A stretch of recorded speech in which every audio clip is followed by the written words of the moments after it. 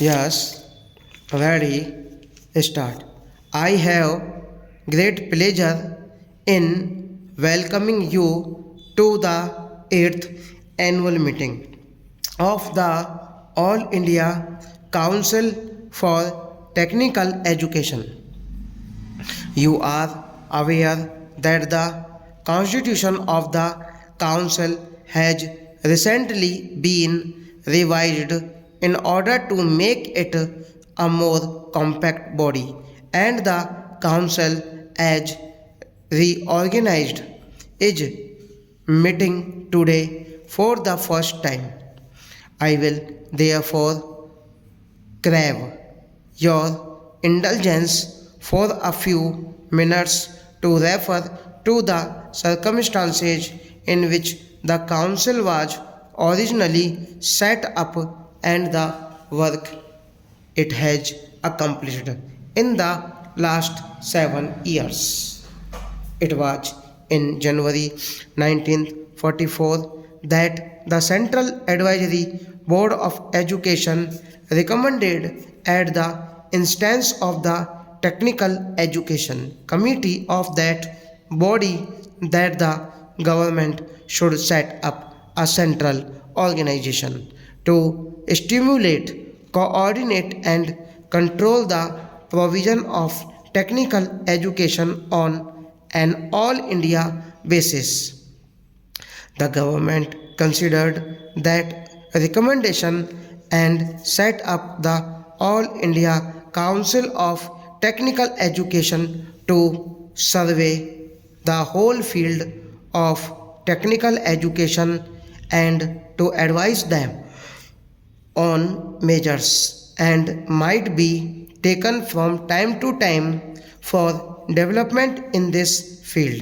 Shri Sarkar was appointed chairman of the first council and he served for 2 terms with conspicuous ability.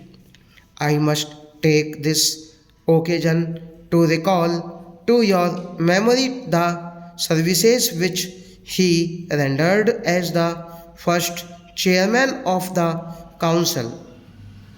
I am sure you will all agree that his death is a great loss to the cause of technical education in the country.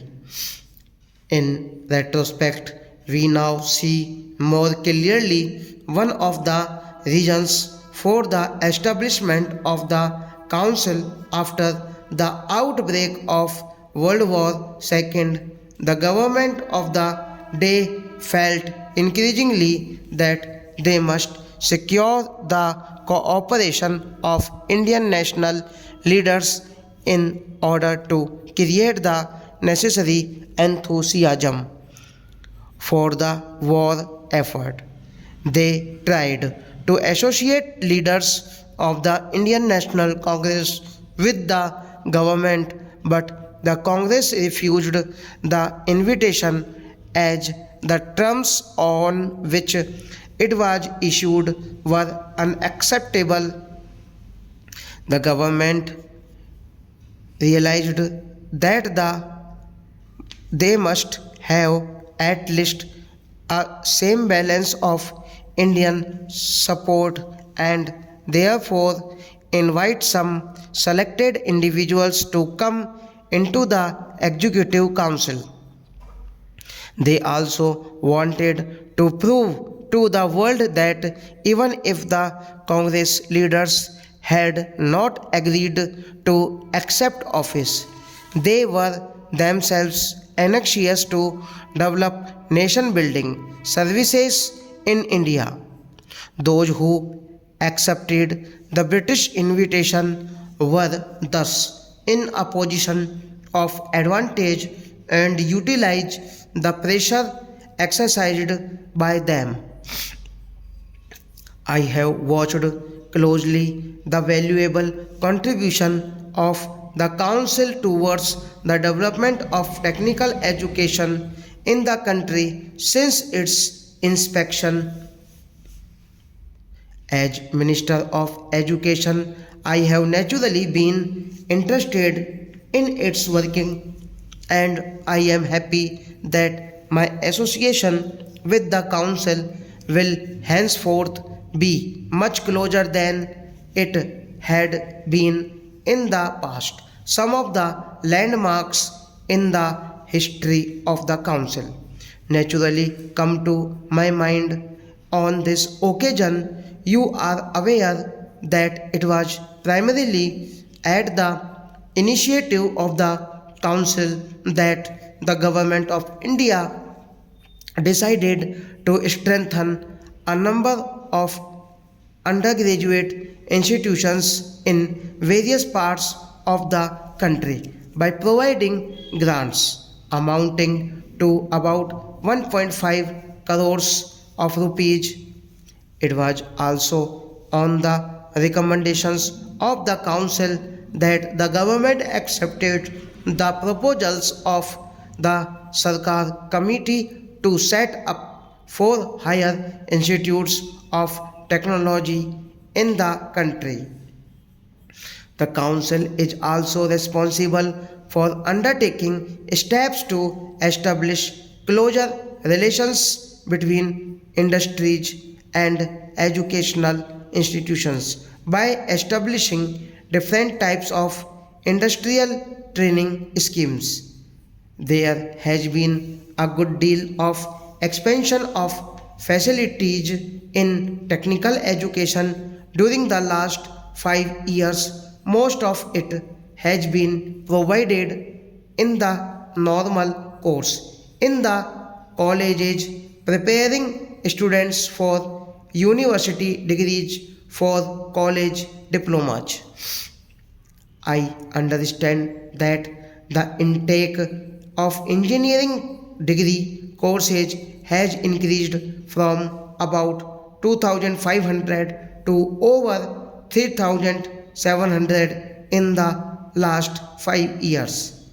The intake in engineering diploma courses has also increased from about 3000 to almost 5000 during the same period.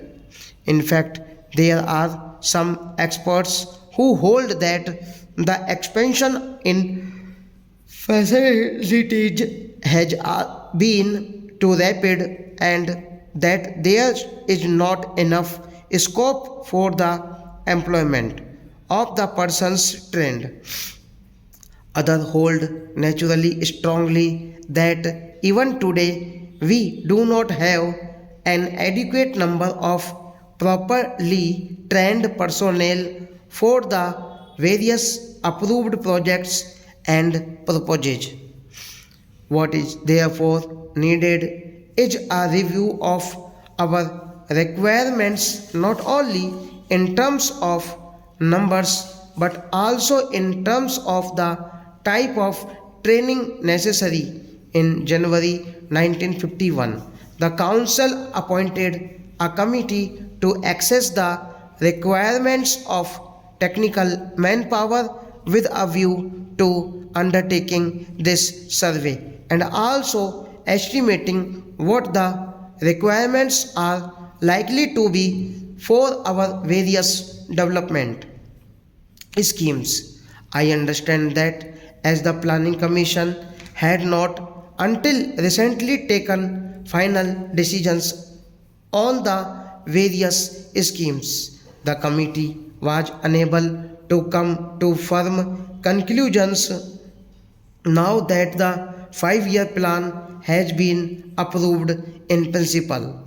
I hope that the committee will carry out the task assigned to it as speedily as possible for us. Stop.